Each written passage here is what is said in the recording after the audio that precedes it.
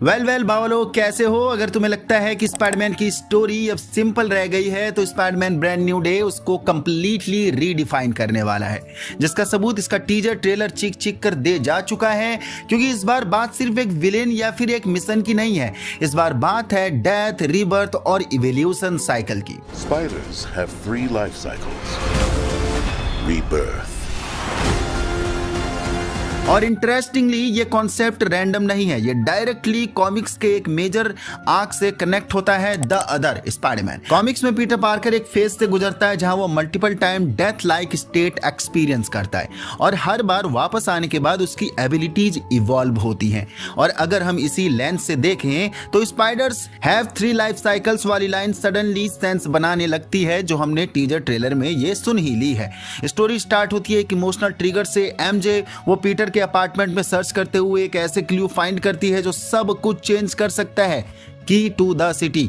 अब यहाँ पे की टू द सिटी को लाइटली मत लेना, ये सिर्फ एक अवार्ड नहीं है, ये एक लॉजिकल इनकंसिस्टेंसी है, क्योंकि ये ऑनर ऑफिशियली स्पाइडरमैन को मिला था पूरी पब्लिक के सामने, जो हमने टीवी में भी देख लिया है टीजर ट्रेलर में। was to make everyone forget. And public world में पीटर पार्कर एक नॉर्मल इंसान माना जाता है, स्पेशली स्पाइडरमैन नो वे होम के बाद, जहां डॉक्टर डूम के स्पेल ने सबको उसकी आइडेंटिटी भुलवा ही दी है। तो अगर एमजे को ये की पीटर के अपार्टमेंट में मिलती है तो ये एक ऐसा क्लू बनता है जो लॉजिकली फिट नहीं होता, क्योंकि ये चीज फिर एमजे को तुरंत हिट होनी चाहिए कि स्पाइडरमैन का अवार्ड आखिर पीटर के रूम पर क्या कर रहा है, एक नॉर्मल इंसान के रूम पर। एंड यहीं से सस्पिशियन बिल्ड होता है, अगर पीटर नॉर्मल है तो उसके पास स्पाइडरमैन का अवार्ड क्यों है? कॉमिक्स में भी स्पाइडरमैन की आइडेंटिटी कभी रिवील होती है, कभी इरेज होती है, जैसे सिविल वॉर और वन मोर डे में। तो ये मोमेंट एक बार फिर उसी साइकिल को ट्रिगर कर सकता है, जहां एक छोटा सा क्लू पूरा सीक्रेट एक्सपोज कर देता है। अब ये डिटेल छोटी लग सकती है, लेकिन यही गेम चेंजिंग डिटेल हो सकती है पूरी मूवी में, एमजे को दोबारा से पीटर की याद आने के लिए या दिलाने के लिए, या उसकी रियल आइडेंटिटी एमजे के लिए उसके सामने रिवील करने के लिए। बट रियल टर्निंग पॉइंट तब आता है जब एंट्री होती है स्कॉर्पियन की, एक ऐसा विलेन जो सिर्फ फिजिकली कॉम्बैट नहीं बल्कि बायोलॉजिकली लेवल पर अटैक करता है। स्पाइडरमैन उससे फाइट करता है और उस फाइट में उसको वेनम हिट होता है स्कॉर्पियन का। ये वेनम इंस्टेंटली किल नहीं करता बल्कि धीरे धीरे बॉडी को शट डाउन करता है। पीटर घर लौटता है, कंडीशन वर्सन होती रहती है बद से बदतर वाली, और फाइनली फर्स्ट डेथ। अब यहां से स्टोरी एक फेमिलियर कॉमिक टेरिटरी में एंटर करती है। कॉमिक के द अदर आर्क में भी पीटर एक कोकून लाइक स्टेट में चला जाता है, जो हमने टीजर में देख लिया है। ये बड़ा सा मकड़ी के जाले में खुद पीटर फंसा हुआ था और वहां से वो रिबॉर्न होता है, जो ये मंजर हमें टीजर में भी देख ही लिया है। एग्जैक्टली वैसे ही यहां भी पीटर एक कोकून फेस से वापस आता है या आएगा, जो हमें मूवी में भी देखने को मिलेगा। लेकिन ये सेम स्पाइडरमैन नहीं है, इस बार उसकी एबिलिटीज अपग्रेड होती है, स्पेशली ऑर्गेनिक वेबिंग, जो कॉमिक्स में भी एक मेजर इवोल्यूशन पॉइंट था स्पाइडरमैन के लिए। पर प्रॉब्लम यह है कि ट्रांसफॉर्मेशन स्टेबल नहीं होता, बॉडी अभी भी अडॉप्ट कर रही होती है और इसी प्रोसेस में वो फिर से वीक फील करता है और इवेंचुअली सेकंड डेथ। और यहीं से एंट्री होती है एक डेंजरस एलिमेंट की, द हैंड ग्रुप। कॉमिक्स में द हैंड एक ऐसी ऑर्गेनाइजेशन है जो डेड लोगों को रिवाइव करके उन्हें अपने कंट्रोल में ले लेती है, अपना कठपुतली बनाने के लिए, अपना एसेट उन्हें ताकि इस्तेमाल कर सके। और अगर उन्हें स्पाइडरमैन जैसा एसेट मिल जाए तो ऑब्वियसली वो उसे एक वेपन बनाना चाहेंगे अपने लिए, अपने फायदे के लिए, क्योंकि स्पाइडरमैन तो उनके लिए फाइन चॉइस रहेगी और वो डेथ साइकिल में ट्रैवल भी कर रहा है, जो हैंड के क्राइटेरिया को फॉलो कर रहा है। तभी द हैंड हमें स्पाइडरमैन के पीछे पड़ा हुआ देखने को मिल रहा है टीजर में। लेकिन एक मेजर फ्लॉ है उनके प्लान में, स्पाइडर सेंस।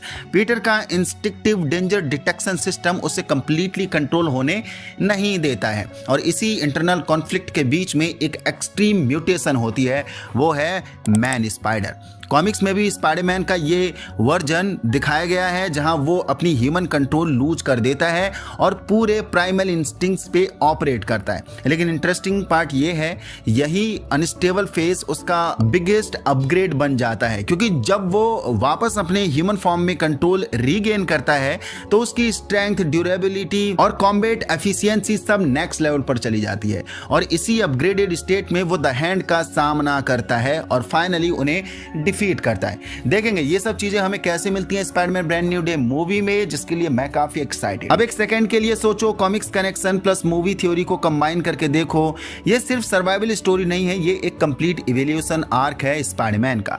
अब इसके पैरेलल एक और मैसिव सेटअप बिल्ड हो रहा है। रिपोर्ट्स के अकॉर्डिंग सैडी सिंक इस फिल्म में जीन ग्रे का रोल प्ले कर रही हैं, जो थोड़ा थोड़ा देखने को भी मिल रहा है। Proper first look Jean Grey का या फिर सैडी सिंक अगर है इसमें तो उसको रिवील नहीं किया है, बस अंदाजे के हिसाब से माना जा रहा है। उसका बैक लुक एंड पाँव वगैरह ही दिखाया गया है टीजर में इसके हिसाब से।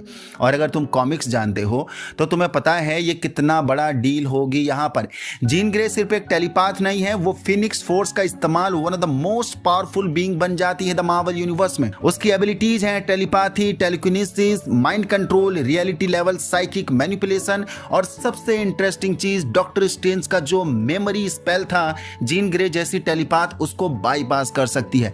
मतलब वो सच देख सकती है जो दुनिया भूल चुकी है।